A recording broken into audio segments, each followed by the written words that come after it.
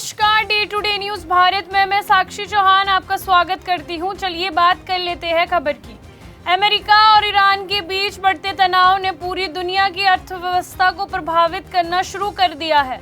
इस टकराव का सबसे ज्यादा असर उन देशों पर पड़ रहा है जो अपनी ऊर्जा जरूरतों की आयात पर निर्भर है। ऐसे देशों में पाकिस्तान सबसे ज्यादा प्रभावित होता दिख रहा है। पहले से ही पाकिस्तान आर्थिक संकट से जूझ रहा है। पाकिस्तान के लिए ये स्थिति और भी गंभीर बनती जा रही है। अमेरिका और ईरान के बीच बढ़ते तनाव के बाद अंतर्राष्ट्रीय बाजार में कच्चे तेल की कीमतों में अचानक उछाल देखा गया है।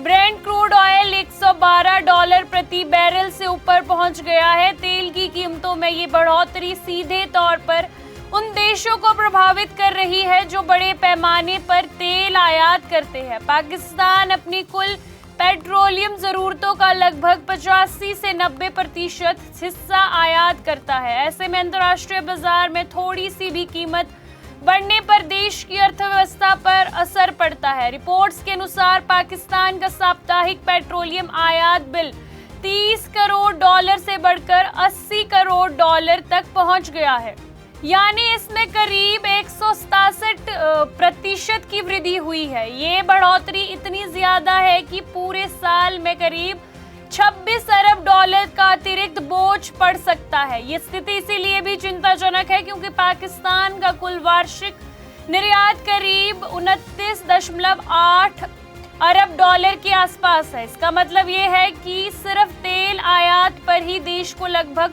उतना खर्च करना पड़ सकता है जितना वे पूरे साल में निर्यात में कमाता है। आर्थिक विशेषज्ञ इसे एक संरचनात्मक संकट मानते हैं। उनका कहना है कि ये सिर्फ एक अस्थायी झटका नहीं है बल्कि देश की पुरानी कमजोरियों को उजागर कर रहा है।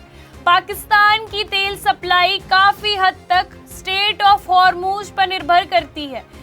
ये दुनिया का सबसे महत्वपूर्ण तेल मार्गों में से एक माना जाता है। अगर इस क्षेत्र में तनाव बढ़ता है या रास्ता बाधित होता है तो तेल की सप्लाई रुक सकती है और महंगाई और अधिक बढ़ सकती है। अभी भी तनाव के कारण माल ढुलाना लगातार काफी महंगा पड़ रहा है, जिससे आयात और महंगा हो रहा है। तेल की कीमतों में बढ़ोतरी का असर सिर्फ पेट्रोल डीजल तक सीमित नहीं रहा, इसका असर पूरे आर्थिक ढांचे पर पड़ रहा है। ट्रांसपोर्ट महंगा हो रहा है, बिजली उत्पादन की लागत बढ़ रही है, रोजमर्रा के सामान की कीमतों में बढ़ोतरी हो रही है। इसका नतीजा ये है कि आम जनता को महंगाई का सीधा सामना करना पड़ रहा है। पहले से ही आर्थिक तंगी झेल रहे लोगों के लिए ये स्थिति और मुश्किलों भरी हो जाती है। तेल आयात पर ज्यादा खर्चा होने से पाकिस्तान का विदेशी मुद्रा भंडार तेजी से घट रहा है। जब किसी देश का विदेशी भंडार कम होता है तो उसकी आर्थिक स्थिति पर खतरा बढ़ जाता है। इसके साथ ही पाकिस्तान की मुद्रा पर भी दबाव बढ़ गया है। रुपए की कीमत गिरने से आयात और महंगा हो गया है, जिससे एक तरफ का आर्थिक संकट बढ़ गया है।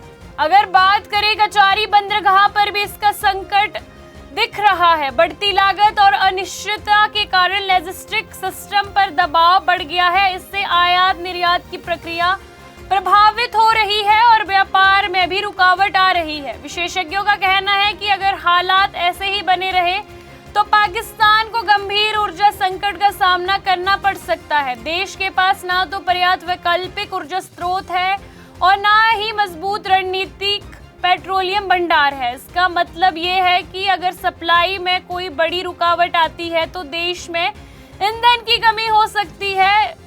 इस समय शहबाज शरीफ की सरकार के सामने सबसे बड़ी चुनौती यही है कि वे इस संकट से कैसे निपटे। सरकार को एक साथ कई मोर्चों पर काम करना होगा। महंगाई को नियंत्रित करना होगा, विदेशी मुद्रा भंडार को बचाना होगा, ऊर्जा सप्लाई को स्थिर रखना होगा, वैकल्पिक स्रोतों की तलाश करनी होगी।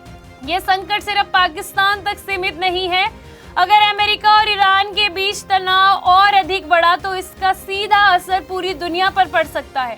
तेल की कीमतों में और अधिक बढ़ोतरी हो सकती है, जिससे वैश्विक अर्थव्यवस्था पर दबाव बढ़ेगा। खासकर विकासशील देशों पर इसका ज्यादा असर पड़ेगा। विशेषज्ञों का मानना है कि पाकिस्तान को अब अपनी ऊर्जा नीतियों में बड़े बदलाव करने होंगे। नवीकरण ऊर्जा पर फोकस करना होगा, तेल आयात के विकल्प खोजने होंगे, ऊर्जा खपत को नियंत्रित करना होगा। इस कदम के बिना इस तरह के संकट से बाहर निकलना बहुत मुश्किल है।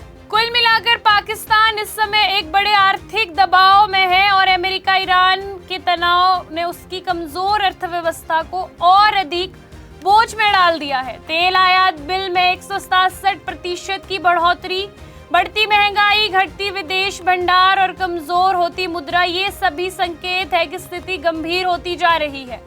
अब पूरी दुनिया की नजर इस बात पर है कि ये अंतर्राष्ट्रीय तनाव कब खत्म होता है और पाकिस्तान इस चुनौती से कैसे निपटता है। आपको बता दें कि day to day news Bharat निष्पक्ष तरीके से पत्रकारिता करता है। हमारा कोई भी रिपोर्टर फील्ड में किसी से कोई उपहार या विज्ञापन स्वीकार नहीं करता और ना ही किसी को ब्लैकमेल करता।